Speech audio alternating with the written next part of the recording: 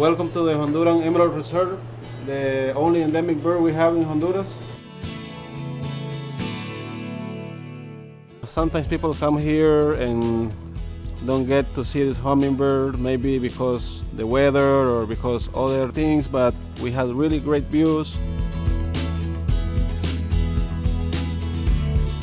Usually the Honduran emerald, he likes to go from flower to flower around these bushes. He always looks for a perch around his food.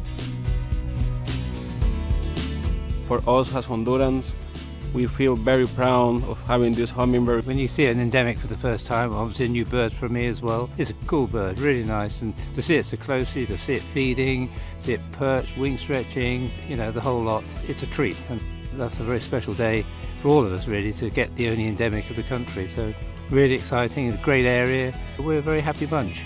All over the world we see habitat being reduced to little pockets. Once we realise how we're screwing up the planet, how we're screwing up the world, the habitats, reducing species, and these small reservoirs of wildlife and habitat are the future.